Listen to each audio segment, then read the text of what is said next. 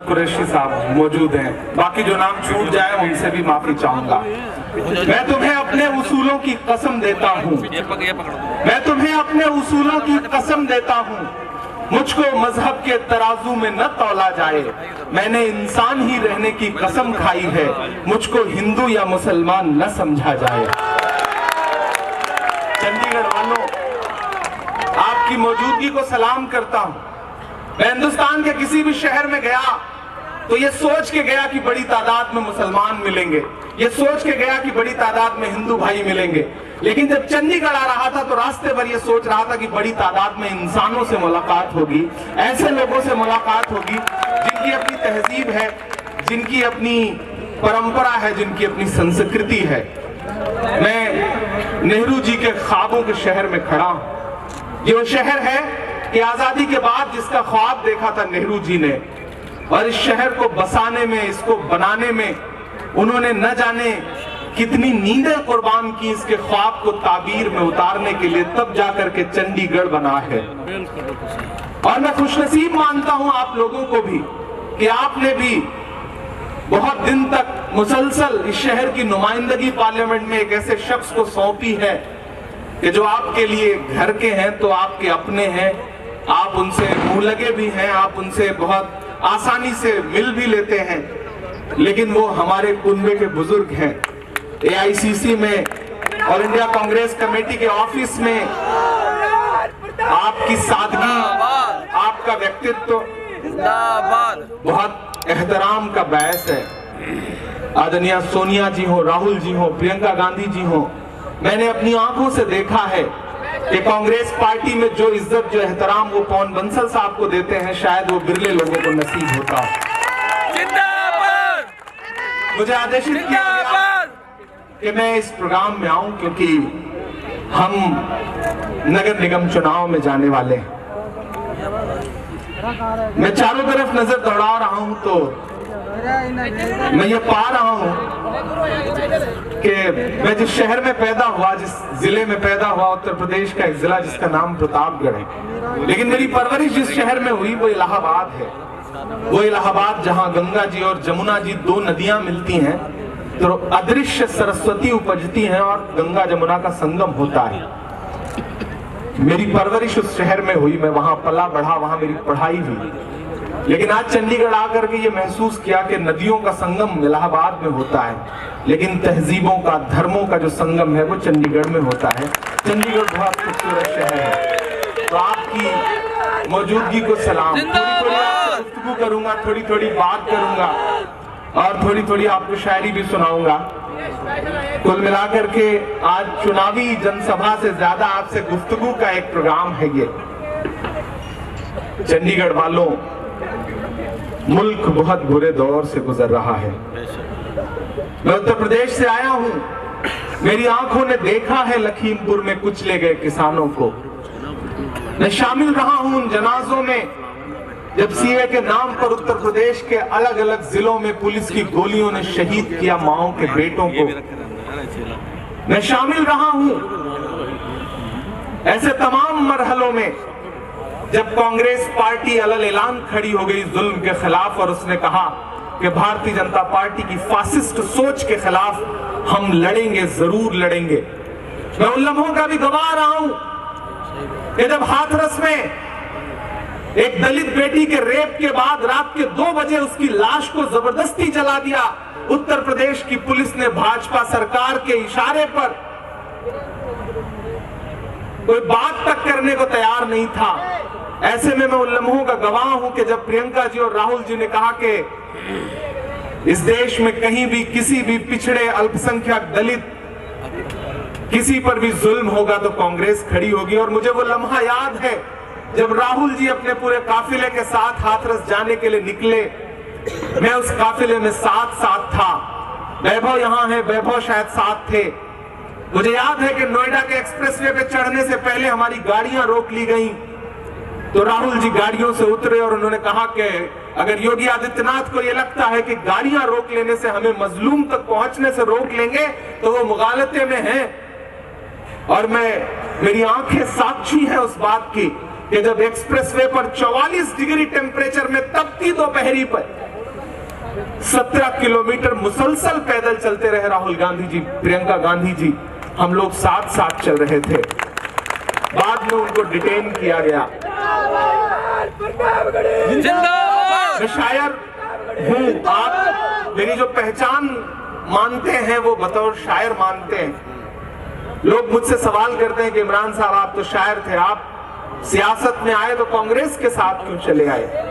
तब मैं सिर्फ एक बात कहता हूं कि मुझे देश के साथ खड़ा होना है, इसलिए मैं कांग्रेस के साथ खड़ा हूं।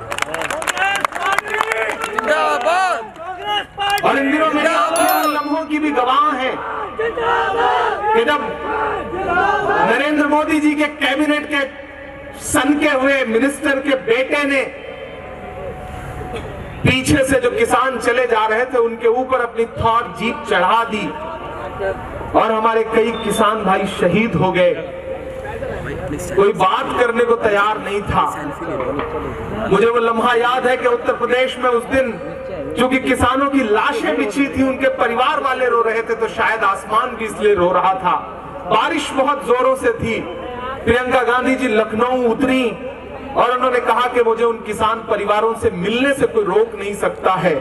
और मेरी आंखें गवाह हैं कि लखनऊ से लेकर के लखीमपुर तक की सड़कों पर जिस जज्बे और जिस हौसले के साथ प्रियंका गांधी जी चल रही थी और जिस बेशर्मी के साथ उत्तर प्रदेश की पुलिस उनके कदम रोकने की कोशिश कर रही थी, वो दोनों लम्हे पूरे हिंदुस्तान ने देखा, पूरी दुनिया ने देखा। और देखने वालों ने यह भी देखा कि प्रियंका गांधी जी ने उत्तर प्रदेश की पुलिस को कानून का पाठ भी पढ़ाया और कहा कि तुम हमें जेल में डालो, डिटेन करो, गेस्ट हाउस ले चलो, कहीं भी ले जाओगे, लेकिन मुझे किसानों के आंसू पोंछने से कोई रोक नहीं सकता है। मैं गवा रहा हूं इन लम्हों का। यहाँ जो मेरे नौजवान साथी बैठे हैं, जो सोशल मीडिया, फेसबुक, ट्विटर और इन सब की दुनिया से अलग इंस्टाग्राम और यूट्यूब और इन तमाम दुनिया में अपने आप को उलझाए हुए रखते हैं, मैं उन नई नस्लों से भी मुखातिब हूँ। मेरी माएं बहनें भी यहाँ बैठी हैं।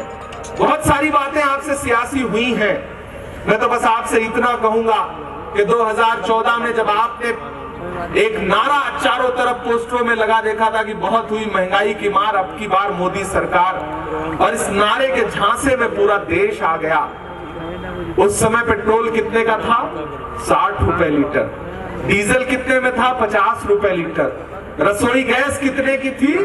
350 रुपए की, 365 रुपए की। मुझे याद है, मेरी याददाश्त अच्छी है, शायर भले हूं, गणित भी अच्छी थी मेरी। मुझे याद है, मुझे ये भी याद है कि गैस पर, पेट्रोल पर तो बात होती है, लेकिन आप जब रसोई में जा करके सब्जी बनाने के लिए रसोई वाला तेल कढ़ाई में डालती हैं, तो मुझे पता है कि उन तेल के साथ आपके आंसू भी उसमें गिरते हैं, क्योंकि आंखों से आंसू आ जाते हैं, क्योंकि जो तेल 70 रुपए लीटर था वो 200 रुपए पार कर चुका है। भारतीय जनता पार्टी ने आपको तोहफे में ये दिया है। जनता के खिलाफ 266 रुपए कॉमर्शियल गैस सिलेंडर का दाम एक दिन में बढ़ा दिया जाए, लेकिन भारतीय जनता पार्टी को पूरा भरोसा है इस देश की जनता पे। उसे लगता है जनता बगावत नहीं करेगी। लेकिन आप इस बात के भी गवाह हैं कि इधर हिमाचल प्रदेश में सिर्फ 4 सीटों पर आपने भाजपा को घुटने पे लाया और डीजल और पेट्रोल के रेट जो है 10 रुपए 5 रुपए अपने आप कम हुए सिर्फ एक दिन में। तो सोचिए कि अगर आने वाले दिनों में आपको डीजल पेट्रोल फिर से 60 और 50 में चाहिए या नहीं चाहिए? चाहिए ना? फिर से गैस सिलेंडर 365 का चाहिए ना? तो उसके लिए सिर्फ 4 सीट पर नहीं, 400।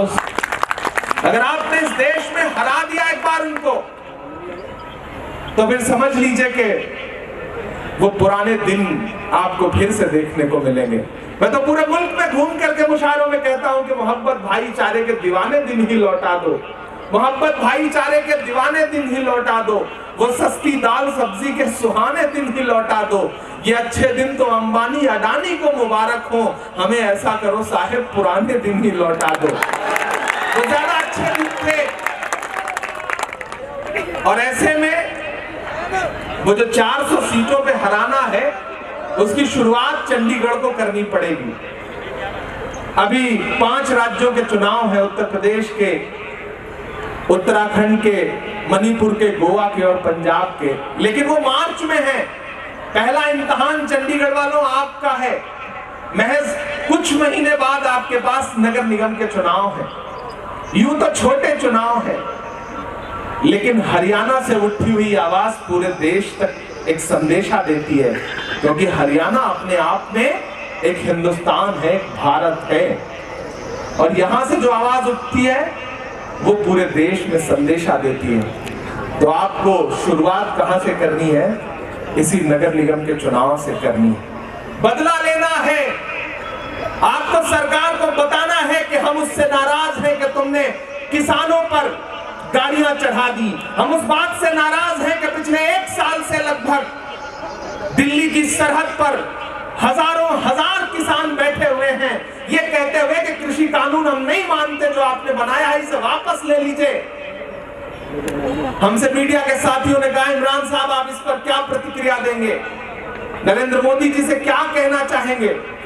मैंने कहा, नरेंद्र मोदी जी बस एक बात बता दें कि 400 से ज्यादा किसान शहीद हो चुके, सरहद पर बैठे हुए, तुझको कितनों का लहू चाहिए अर्ज़े वतन, कितनी आंखों से कलेजा तेरा ठंडा होगा। नरेंद्र मोदी जी बताएं कि कितने और किसानों की शहादत के बाद वो कृषि कानून वापस लें। मैं किसानों आपको सलाम करता हूं। मैं आपसे ये कहने आया हूं कि ये वक्त ऐसा है कि आपको शुरुआत करनी है। हिमाचल ने जो शुरुआत की है, जो पूरे देश को एक संदेशा दिया है, जो और भी राज्यों के उपचुनावों में भारतीय जनता पार्टी को शिकस्त मिली है, उसको अगर और परवान चढ़ाना है तो आपको चंडीगढ़ के नगर निगम को एक नजीर बनाना पड़ेगा, एक उदाहरण बनाना पड़ेगा, एक मिसाल बनाना पड़ेगा। पवन बंसल साहब ने आपसे बहुत तारीखी और बहुत लंबी गुफ्तगू की, बहुत अच्छी गुफ्तगू की। मैं भी आपसे कहना चाहता हूं, मेरी माँ, अगर गैस सिलेंडर का बर्नर जो है वो जलता है तो ऐसा लगता है कि अगर उसमें आपका खून जल रहा है तो फिर इस नगर निगम के चुनाव में बदला लीजिए। अगर आपको ऐसा लगता है कि जिस पार्लियामेंट्री कॉन्स्टिट्यूंसी से आपने पवन बंसल साहब के मुकाबले किसी को चुना, उन्होंने इन 4.5 सालों में आपको कितनी बार दर्शन दिया, तो फिर आपको बदला लेना है। आपको बदला लेना है इस बात के लिए कि ये कहा गया था कि हाउस टैक्स जो है वो बहुत कम कर दिया जाएगा। आप बताइए कि क्या हाउस टैक्स कम हुए? पानी का रेट आपके यहाँ 3 गुना हो गया। और मुझे तो फख्र है इस बात की, पूरी दुनिया में चंडीगढ़ जाना किस लिए जाता है? अपनी हरियाली के लिए। बंसल साहब के कार्यकाल में 1800 पार्क बने हैं, कुल मिलाकर के, छोटे और बड़े मिलाकर के। इनके समय में कितने बने? कितने बने आप बता दीजिए। एक भी नहीं बने।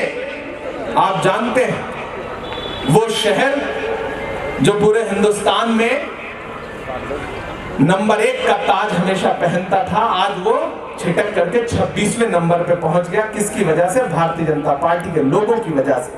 आपको उसका बदला लेना है।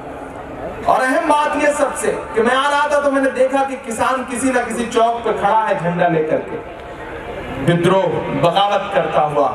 आपको बदला लेना है। और मैं तो पूरे मुल्क में जाके ये कह रहा हूं कि आवाम का है, किसान का है, सवाल लोगों की जान का है। आवाम का है, किसान का है, सवाल लोगों की जान का है जो भी शामिल हैं, जो भी कातिल, उन्हीं से इसका जवाब लेंगे।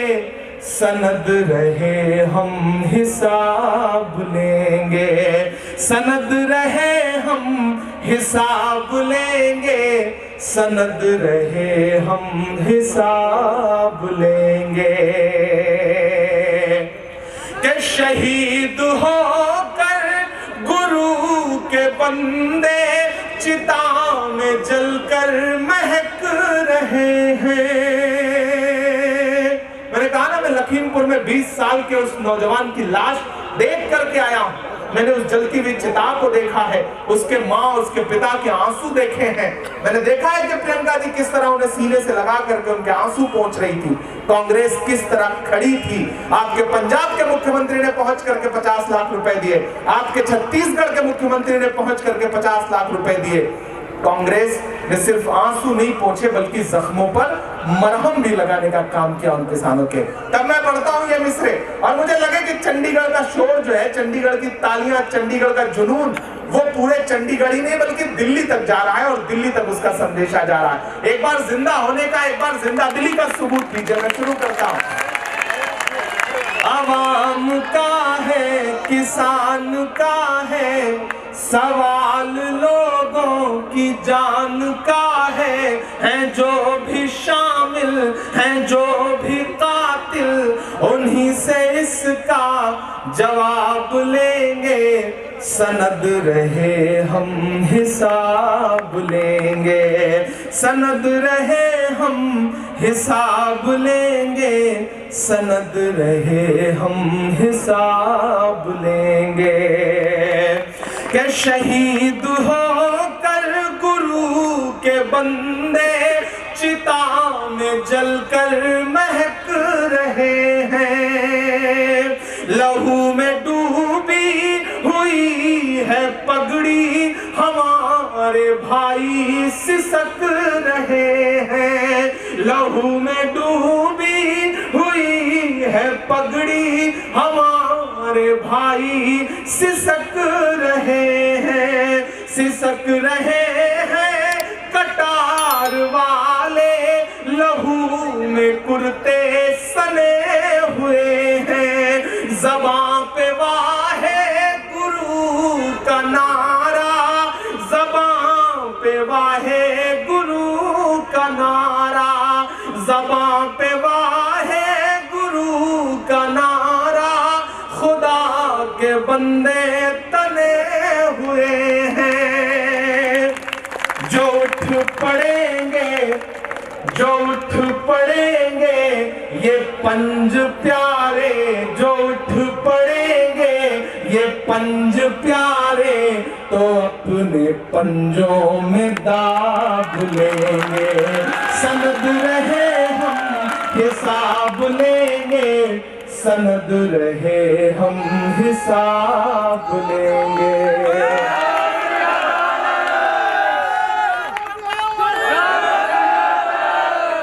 जो उठ पड़ेंगे ये पंज प्यारे, तो अपने पंजों में दाब लेंगे। सनद रहे हम हिसाब लेंगे, सनद रहे हम हिसाब लेंगे। दिल्ली की सरकार हो, लखनऊ की सरकार हो, उन्हें विश्वास नहीं है लोकतंत्र में, नहीं मानना है उन्हें संविधान को।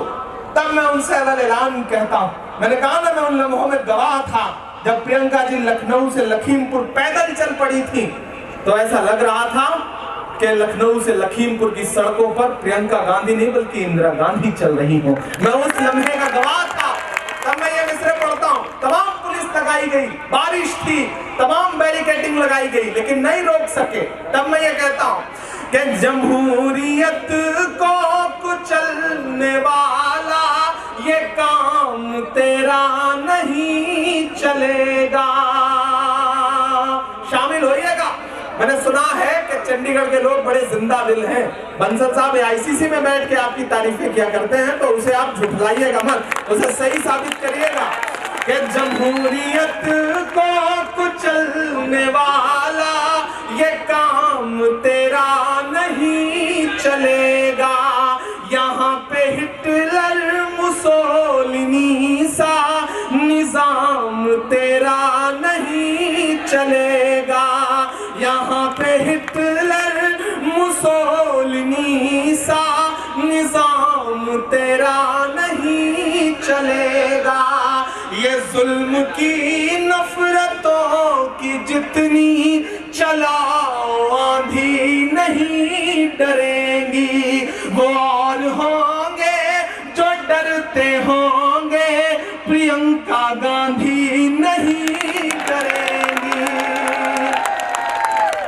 सहरज़दा आफ़ताब लेंगे, सहरज़दा आफ़ताब लेंगे, सनद रहे हम हिसाब लेंगे, सनद रहे हम हिसाब लेंगे, सनद रहे हम हिसाब लेंगे। और चंडीगढ़ वालों, मैं सिर्फ इसलिए विरोध नहीं करता उनका कि मैं विपक्षी पार्टी का एक सदस्य हूं, मैं इसलिए भी विरोध करता हूं कि अगर इंसानियत नाम की कोई चीज होती हमारे देश के प्रधानमंत्री के पास, तो उस तरफ लखीमपुर में चिताएं ठंडी भी नहीं हुई थी किसानों की। आदरणीय पवन बंसल जी गवाह है इस बात के। चिताएं ठंडी भी नहीं हुई थी कि लखनऊ जाकर के नरेंद्र मोदी जी ने मुस्कुराते हुए तस्वीरें खिंचवाई, भाषण दिए, लेकिन एक बार भी उन किसानों की श्रद्धांजलि के लिए 2 शब्द बोलने की जहमत नहीं की। मैं इसलिए भी विरोध करता हूं क्योंकि कभी कभी मुझे लगता है कि कीमत तो बहुत बढ़ गई शहरों में धान की, लेकिन विदा न हो सकी बेटी किसान की।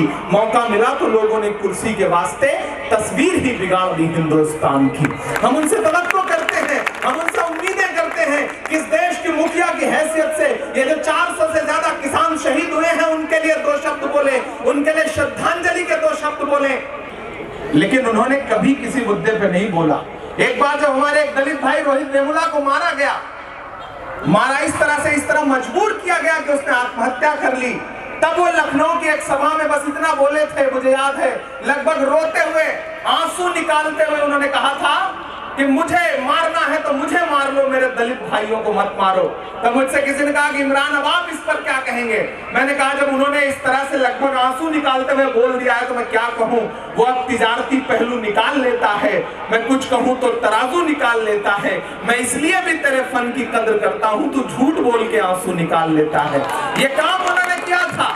यहाँ मौजूद सारे लोग इस बात के लगभग गवाह हैं। ये वो शहर है जो बड़ा जागरूक शहर है, यहाँ के लोग बड़े जागरूक हैं। मैं तो बस इतना कह रहा हूँ कि डीजल और पेट्रोल की कीमतें आसमान छू रही हैं, रसोई गैस की कीमतें आसमान छू रही हैं। और वो याद है नारा आपको जब उन्होंने कहा था चुनाव से पहले कि मैं चौकीदार हूँ, इस देश के खजाने की चाबी मुझे सौंप दो, मैं देश नहीं लुटने दूंगा। याद है ना वो नारा आपको?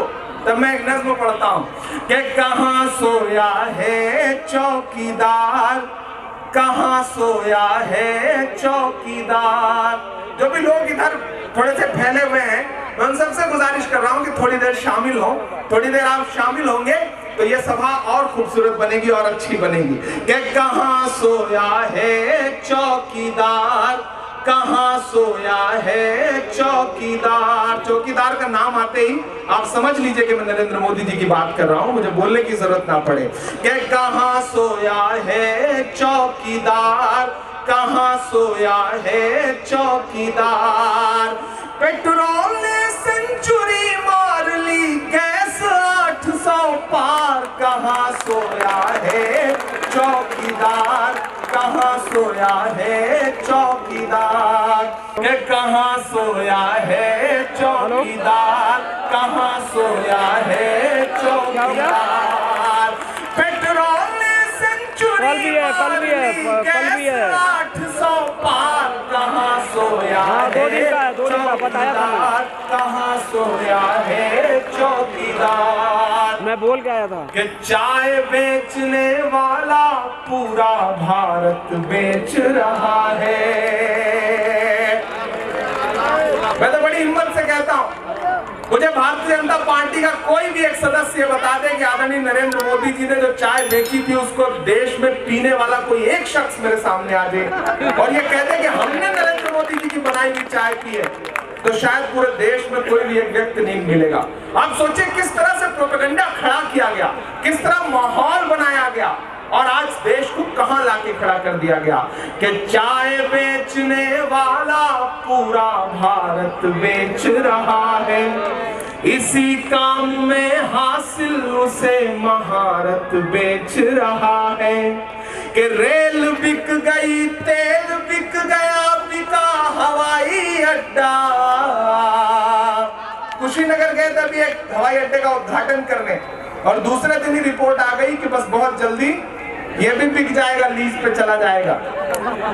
कि रेल बिक गई, तेल बिक गया, बिका हवाई अड्डा। अगली जो लाइन है ना उस पर चुप मत रहिएगा। कि रेल बिक गई, तेल बिक गया, बिका हवाई अड्डा। सब कुछ बिकता देख के खुश हैं अपने जेपी नड्डा। जनता महंगाई की मारी, जनता महंगाई की मारी करती हाहाकार। कहाँ सोया है चौकीदार, कहाँ सोया है चौकीदार। पेट्रोल ने सेंचुरी मार ली, गैस 800 पार। कहाँ सोया है चौकीदार, कहाँ सोया है चौकीदार। ये नज़्म मैं आपको इससे सुना रहा हूं ताकि थोड़ी देर आप बेदार हो जाएं, क्योंकि मुझे आपसे बहुत अहम गुफ्तगू करनी है। मैंने आपसे शुरू में कहा ना कि महज 4 सीटों पे हारने का असर यह हुआ कि पेट्रोल 10 रुपए और डीजल 5 रुपए और कहीं 5 और 10 मिला करके सस्ता हुआ। सिर्फ एक उपचुनाव का असर यह हुआ।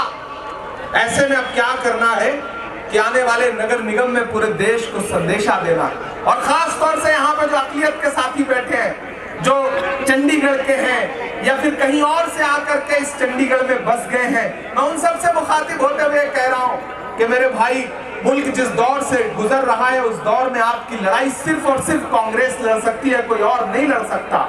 जिस तरह से नफरतों का माहौल बनाने की कोशिश की जा रही है मुल्क में, कांग्रेस के अलावा कोई नहीं लड़ सकता आपकी लड़ाई। आपको याद होगा कि उस दिन पाकिस्तान के खिलाफ मैच के बाद जिस तरह से मोहम्मद शमी की ट्रोलिंग की गई, गालियां दी गई, मासूम बेटी को गालियां दी गई, सारे नेता पूरे मुल्क में चुप रहे। अगर कोई अलग ऐलान खड़ा हुआ तो राहुल गांधी खड़े हुए और उन्होंने ये कहा कि शमी हम आपके साथ हैं।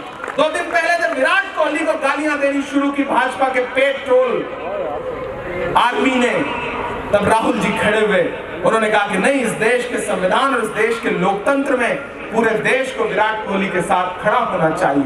मैं बहुत छोटी छोटी बातें आपको कह रहा हूं। उधर त्रिपुरा चलाने की जब साजिश रची गई तो कौन खड़ा हुआ? ये तमाम जो और लोग हैं, तमाम रीजनल पार्टियां हैं, तमाम ऐसे नेता हैं जो पूरे मुल्क में आपकी ठेकेदारी का दावा करते हैं। कोई नहीं बोला। कौन बोला? राहुल गांधी जी बोले। और आज यहां मैं खड़ा होकर कह रहा हूं, मुझे वो दिन भी याद है जब पंजाब से ट्रैक्टर चला करके राहुल गांधी जी ने किसान आंदोलन को धार दी थी, और बीच में जब भाजपा उस आंदोलन को मीडिया के जरिए बदनाम करने की साजिशें रच रही थी, उस समय भी राहुल गांधी जी ने एक दिन अपने आवास से और संसद भवन तक ट्रैक्टर चला करके नरेंद्र मोदी जी के गुरूर को जोतने का काम किया और किसानों के साथ खड़े होकर के यह बताया कि कांग्रेस पार्टी कल भी किसानों के साथ खड़ी थी, कांग्रेस पार्टी आज भी किसानों के साथ खड़ी है।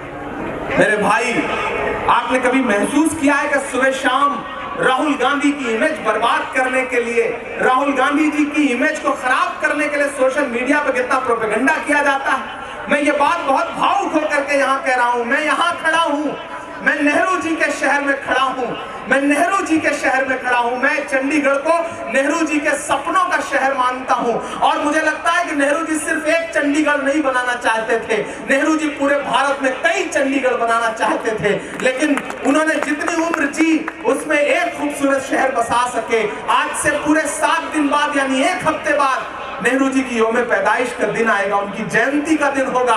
मैं यहाँ खड़ा होकर के आपसे कह रहा हूँ, आप कभी सोचिए कि 1947 में किस हालात में नेहरू जी को यह देश मिला रहा होगा। अगर आप सोच ना पाए, आप कल्पना ना कर पाए, तो आप बस ये तसव्वुर करें कि आज जिस हालात में देश राहुल गांधी जी को मिला है, इससे भी बुरे हालात शायद तब रहे होंगे जब नेहरू जी को यह देश मिला था।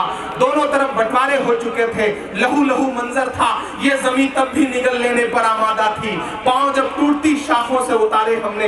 यहाँ कांग्रेस के तमाम पदाधिकारी बैठे हैं, कांग्रेस के साथी बैठे हैं, सिपाही बैठे हैं, आप 4 फुट 3 फुट नीचे बैठे हैं, हम स्टेज पर बैठे हैं, तो आप ये मत समझिएगा कि हम ज्यादा अहम हैं, हम ज्यादा महत्वपूर्ण हैं। हम नहीं मानते इस बात को, हमारे लिए आप ज्यादा महत्वपूर्ण हैं। आप हैं तो हम हैं, आपके होने से हमारा वजूद है। इस मंच पर बैठा हुआ कोई भी नेता आपसे ज्यादा महत्वपूर्ण नहीं है। आप 3 फीट 4 फीट नीचे हैं तो ये मत समझिएगा कि आप कमतर हैं। मेरा तो मानना है कि तराजू में 2 पलड़े होते हैं और वो पलड़ा नीचे होता है, झुका होता है, जिसमें वजन ज्यादा होता है। आप ज्यादा वजनदार लोग हैं। मैं आपसे यहाँ खड़ा होकर के कह रहा हूँ कि मैं उत्तर प्रदेश से आया हूँ जहाँ पिछले 32 साल से कांग्रेस सत्ता में नहीं है, लेकिन मेरी आंखों ने ऐसे ऐसी पेशानी देखी है कि जिनकी झुर्रियों में पिछले 50 साल का दर्द है, लेकिन वो कांग्रेस के झंडे को अपने हाथों में लेकर के आगे बढ़ रहे हैं। मैं मानता हूं कि ये वक्त मुश्किल वक्त है। मैं ये मानता हूं कि भारतीय जनता पार्टी संविधान और डेमोक्रेसी को कुचलना चाहती है, जमहूरियत को कुचलना चाहती है, लेकिन मुझे इस बात का फख्र होता है कि राहुल गांधी, प्रियंका गांधी की क़यादत में, सोनिया गांधी जी की क़यादत में, पवन बंसल साहब की अगुवाई में इस देश के हजारों लाखों करोड़ों कांग्रेसी कार्यकर्ता खड़े हैं और ये कह रहे हैं कि भारतीय जनता पार्टी की पुलिस की लाठियों में अगर बड़ा दम है तो हमारे हौसलों में और हमारे सीनों में भी बड़ा दम है। हम डरेंगे नहीं, हम लड़ेंगे, क्योंकि हम कांग्रेसी हैं। हमने 1947 से इस मुल्क को देखा है। ये जमीन तब भी निगल लेने पर आमादा थी, पांव जब टूटती शाखों से उतारे हमने। इन मकानों को खबर है न मकीनों को खबर। ये जो आज के नए नए बच्चे सोशल मीडिया पर ट्रोलिंग करते हुए लिखते हैं कि कांग्रेस ने 70 साल में क्या दिया, दरअसल वो कांग्रेस को नहीं कोस रहे होते हैं, कांग्रेस को तंज नहीं कर रहे होते हैं। वो अपने वालिद को, अपने दादा को, अपने बाबा को, अपने काका को तंज करते हुए कह रहे होते हैं, क्योंकि एक वक्त में तो पूरे मुल्क ने कांग्रेस पार्टी को वोट दिया था। आज जो सोशल मीडिया पे सवाल करते हैं, उनके दादा बाबा ने भी कांग्रेस पार्टी को ही वोट दिया था। तो आज जब वो कांग्रेस पे तंज करते हैं तो अपने वालिदैन और उनकी परवरिश पर भी तंज करते हैं। मैं यहाँ खड़ा होकर कह रहा हूँ कि ये जमीन तब भी निगल लेने पर आमादा थी, पांव जब टूटती शाखों से उतारे हमने। इन मकानों को खबर है न मकीनों को खबर। ये जो नए नए बच्चे हैं सोशल मीडिया वाले, इन मकानों को खबर है न मकीनों को खबर। उन दिनों की जो खलाओं में गुजारे हमने, हाथ ढलते गए सांचे में तो थकते कैसे। एक एक इमारत में, एक एक कोने कोने में नेहरू जी का अक्स दिखता है। मैं आज जब चंडीगढ़ घूम रहा था तब मैं ये कहता हूं कि हाथ ढलते गए सांचे में तो थकते कैसे। नक्श के बाद नए नक्श निखारे हमने, कि ये दीवार बुलंद और बुलंद और बुलंद, बामोदर और जरा और संवारे हमने। आंधियां तोड़ लिया करती थी शम्मों की लवें, जड़ दिए इसलिए बिजली के सितारे हमने। आज की रात बहुत गर्म हवा चलती है, आज की रात ना फुटपाथ पे नींद आएगी। सब उठे, मैं भी उठूं, तुम भी उठो, तुम भी उठो, कोई खिड़की इसी दीवार में खुल जाएगी। कांग्रेस के साथियों, आप ये मत समझिएगा कि आप कमजोर हैं और भारतीय जनता पार्टी बहुत ताकतवर हो गई है। नहीं, जब मैं नेहरू जी को पढ़ता हूं, मैं ये बात यहाँ इसलिए कह रहा हूं कि मैं नेहरू जी के शहर में खड़ा हूं। जब मैं नेहरू जी को पढ़ता हूं तो मुझे उनकी आखिरी ख्वाहिश याद आती है, जब वो इस देश से कह रहे होते हैं, अपनी किताब में उन्होंने भी इस बात का जिक्र किया है, जब वो देश से कहते हैं कि मेरी राख को भारत भर में बिखेर देना, मैं भारत के कण कण में समाना चाहता हूं। मैं उस समय के नेहरू जी के बारे में सोचता हूं और आज के राहुल गांधी जी को जब देखता हूं और आज के राहुल गांधी जी को संघर्ष करते हुए जब देखता हूं, जब उनको लड़ते हुए देखता हूं, तब मैं सोचता हूं कि कभी राहुल गांधी, कभी नेहरू जी ने कहा था कि मेरी राख भारत भर में बिखेर देना, मैं भारत के कण कण में समाना चाहता हूं। और आज राहुल जी पूरे देश के हर जुल्म के खिलाफ खड़े होकर के, देश के कोने कोने में जा करके शायद पूरे देश को अपने अंदर समाहित कर रहे हैं। मैं कभी कभी बड़ी साम्यता देखता हूं, बड़ी बराबरी देखता हूं दोनों के व्यक्तित्व में, दोनों के शख्सियत में। इसलिए मैं यहां कह रहा हूं कि बहुत सारे लोग ऐसे भी आएंगे। बंसल साहब, मैं बहुत छोटा हूं, आपके परिवार में यानी कांग्रेस परिवार में सबसे छोटी उम्र का पदाधिकारी हूं। मैं तो यहां खड़ा होकर कह रहा हूं, बीच में कुछ लोग कांग्रेस पार्टी छोड़ के गए तो मीडिया के साथियों ने कहा, इमरान साहब आपकी क्या प्रतिक्रिया है, कोई सिंधिया चले गए, कोई जतिन प्रसाद चले गए, आप क्या बोलेंगे। तब मैंने उनसे कहा कि ये सवाल हमसे मत पूछिए, जिनके पिता की उंगली पकड़ करके, जिनकी उंगली पकड़ करके कांग्रेस पार्टी ने घुटनों के बल चलना सिखाया, सब कुछ दिया, अगर आज वो छोड़ के चले गए तो उनका सवाल हमसे मत पूछो। क्योंकि अगर बेटा बाप को छोड़ के चला जाए तो सवाल बाप से नहीं बल्कि बेटे से पूछा जाना चाहिए कि वो छोड़ के क्यों चला गया। और अगर कोई जा रहा है तो जाने दीजिए, कांटे गुल के साथ नहीं चल सकते हैं, बुज़दिल खुल के साथ नहीं चल सकते हैं, और रास्ते में जो छोड़ गया उसे जाने दो, सब राहुल के साथ नहीं चल सकते हैं। वही चलेगा इस दौर में, वही आगे बढ़ेगा इस दौर में जिसमें हिम्मत होगी, जो लड़ने का जज्बा रखता होगा, जो इस देश के आईन को, इस देश के संविधान को, इस देश के कॉन्स्टिट्यूशन को बचाना चाहता है, जिसे डॉक्टर बाबा साहब भीमराव अंबेडकर ने अपने पसीने से, अपनी नींदों की कुर्बानी से लिखा था। मैं उन लम्हों का भी गवाह हूं।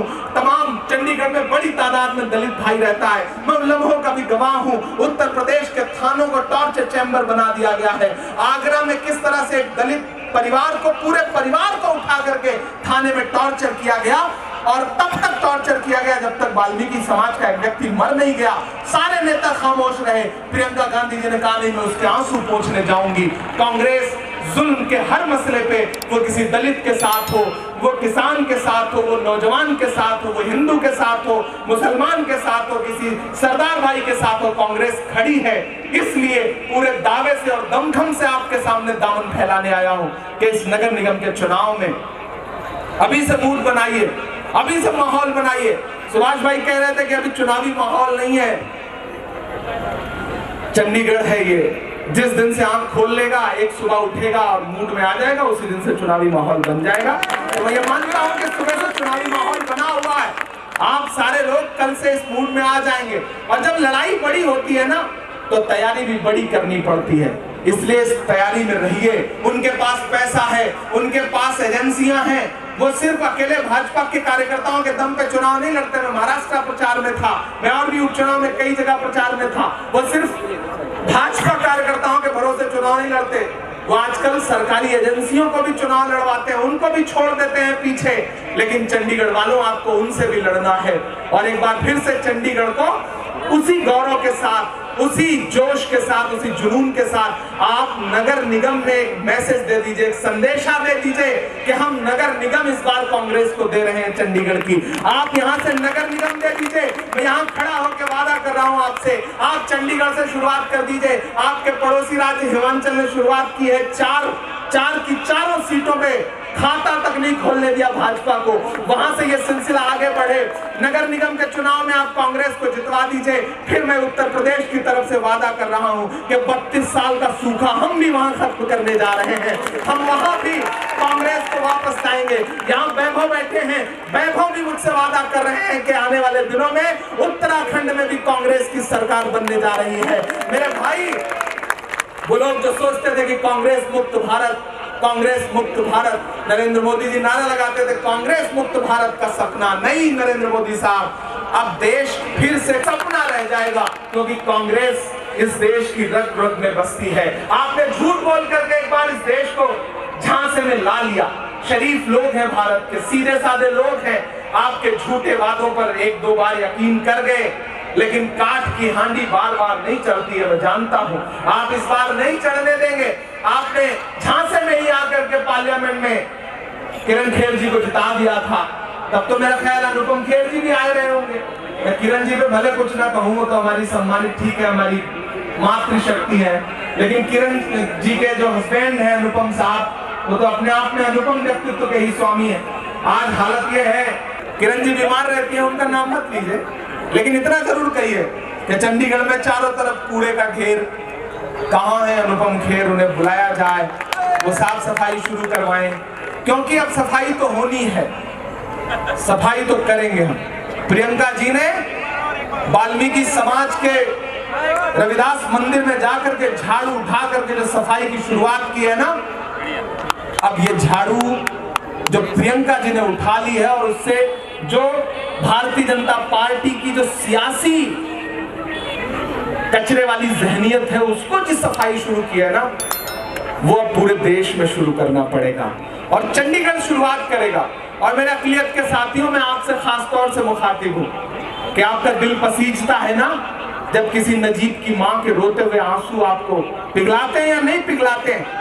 आपके आंखों में आंसू आ जाता है जब आप किसी पहलू खान की 85 साल की दोनों आंखों की नाबीना मां को रोते हुए देखते हैं। आपके दिल में दर्द होता है ना, जब सीए के नाम पर उत्तर प्रदेश में नौजवानों के सीनों पे गोलियां मार दी जाती हैं और कोई बात करने को तैयार नहीं होता, वहां जाकर के आप आंदोलन नहीं कर सकते। तो जहां है वहां से शुरुआत करिए, अपने एक एक वोट की अहमियत समझिए, अपनी ताकत समझिए। आने वाले दिनों में ये अहद कर लीजिए कि चंडीगढ़ को भाजपा मुक्त करना है। शुरुआत करनी है यहां से, नगर निगम से शुरुआत करेंगे, पंजाब भी आप यहां से शुरुआत कर देंगे, उसके बाद पंजाब भी बड़ा खूबसूरत रिजल्ट देने जा रहा है।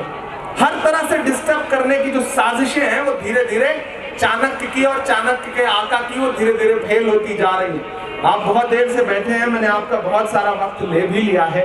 मैं जाते जाते आपको एक आध बहुत छोटी सी नज़्म और सुना देता हूँ, क्योंकि हाँ वो भी सुना दूंगा, हाँ वो नजीब वाली नज़्म भी सुना दूंगा। आपको बहुत सारी नज़्में मेरी याद है, मैं जानता हूँ, आपने सुन रखी हैं, आपने याद भी कर रखी है, आपने मेरे लिए दुआएं भी की हैं। लेकिन मैं आज यहाँ आपसे ये कह रहा हूँ कि जो कांग्रेस का झंडा लहरा रहा है, जब मैं इसकी तरफ कभी कभी देखता हूँ, अभी एक साथी यहाँ आकर के जब बंसल साहब बोल रहे थे तो झंडा लहरा रहे थे कांग्रेस का, तो मैं कभी कभी सोचता हूँ कि इस झंडे में कितनी ताकत है, इस झंडे के रंगों में कितनी बड़ी ताकत है, और कितना इस देश को एकता के सूत्र में पिरोने की हिम्मत है इस झंडे में।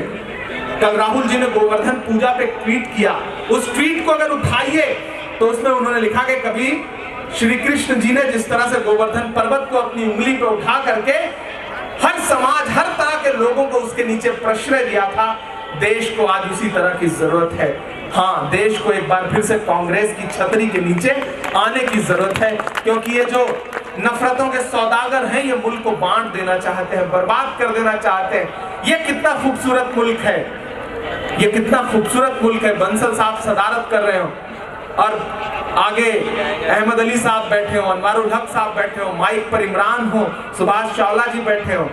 भाजपा ऐसी तस्वीरों से डरती है, भाजपा इन मोहब्बतों से डरती है, वो और किसी चीज से नहीं डरती, वो इन मोहब्बतों से डरती है। और यही मोहब्बतें आपकी ताकत हैं। इस ताकत को बुलंद करिए, इसे और बढ़ाइए। आपने इसे और बड़ा कर लिया तो आने वाला दिन भाजपा से मुक्त होने का है। मैं आपको एक नज़्म सुनाता हूँ। आप बहुत शानदार लोग हैं, बहुत अच्छे लोग हैं। मैं आपसे तो बस बहुत ज्यादा कुछ नहीं कहना चाहता, बस ये कह रहा हूँ कि डरिए मत। राहुल गांधी जी क्या कहते हैं कि डरो मत, जो डर रहा है वो कांग्रेस छोड़ के जा सकता है, और जो बाहर है और डर नहीं रहा है उसे कांग्रेस में उसका स्वागत है। तो मैं भी आपसे कह रहा हूँ कि डरिए मत। ये पुलिस की लाठियां, ये केंद्रीय एजेंसियां, ये गीदड़ भपकी, ये कार्यकर्ताओं पर लाठी चार्ज नहीं। यार 1947 से पहले जब हम फिरंगियों से लड़ रहे थे, जब हम अंग्रेजों से लड़ रहे थे, तब तो इससे ज्यादा मुश्किल हालात थे। जलियांवाला बाग गवाह है इस बात का कि किस तरह से घोड़े दौड़ा दिए जाते थे। आज हालत यह है कि हाँ, उनकी लाठियां हमारे सामने हैं, लेकिन हम भारत के लोग हैं, हम कांग्रेस के लोग हैं, हम डरते नहीं। हम तो अल्लाह ये कहते हैं कि वक्त के हाकिमों बादशाहों सुनो, जुल्म की फौज के सरबराहों सुनो, कातिलों के सभी खैर खाहों सुनो, ऐ सियासत के मगरूर शाहों सुनो। मैं आखिरी नज़्म पढ़ रहा हूँ और मैं चाहता हूँ कि आज मुझे चंडीगढ़ से उठी हुई सदाएं जो है वो दिल्ली तक जाती हुई महसूस हो, क्योंकि मैं जिस हिम्मत के साथ बोल रहा हूँ, इस हिम्मत में आप भी अपनी हिम्मत शामिल कर देंगे तब मुझे और ताकत मिलेगी। मैं पढ़ता हूँ कि मत समझना डराने से डर जाएंगे, डराने की हिम्मत करते हैं ना, कि मत समझना डराने से डर जाएंगे, अब के सारी हदों से गुजर जाएंगे। मत समझना डराने से डर जाएंगे, अब के सारी हदों से गुजर जाएंगे। मौत के नाम का खौफ देता है क्यों, मौत के नाम का खौफ देता है क्यों, मौत जिस रोज आएगी मर जाएंगे, मत समझना डराने से डर जाएंगे। कि हिंद के नौजवानों के दुश्मन हो तुम, आरती और अजानों के दुश्मन हो तुम। और जो चौथा मिसरा है वो बहुत सच्चा है कि हिंद के नौजवानों के दुश्मन हो तुम, आरती और अजानों के दुश्मन हो तुम। पहले तो हिंदू मुस्लिम के दुश्मन थे, पर आजकल तो किसानों के दुश्मन हो तुम। नहीं, अब जो लाइन आने जा रही है उस पे मुझे देखना है चंडीगढ़ और पंजाब का जज्बा, हरियाणा का जज्बा क्या बोलता है। कि अन्नदाता से उलझे हैं इस बार ये, अन्नदाता से उलझे हैं इस बार ये, मोदिया शाह हो सब सुधर जाएंगे, मत समझना डराने से डर जाएंगे, अब के सारी हदों से गुजर जाएंगे। बंसल साहब, मैं एक चीज के लिए आपका बहुत शुक्रिया अदा करूंगा। आपसे मेरी ये महज 2 मुलाकातें हैं, और जब मैं पार्टी में, मुझे राहुल जी ने सीधे राष्ट्रीय अध्यक्ष बनाया माइनॉरिटी डिपार्टमेंट का, तो मुझे मेरे बड़ों ने कहा कि सबसे पहले जा करके उनकी दुआ लीजिए, उनसे आशीर्वाद लीजिए। तो मैं बड़ा सोच के गया कि बड़े सियासी इंसान हैं, इनसे मिलूंगा तो पता नहीं कैसे एटीट्यूड के साथ बात करें। लेकिन यकीन करें, मैं चंडीगढ़ में खड़ा होकर ये बात कह रहा हूँ कि पवन बंसल साहब की सादगी ने मुझे जितना मुतासिर किया, जितना प्रभावित किया, उतना किसी नेता की सादगी ने प्रभावित किया।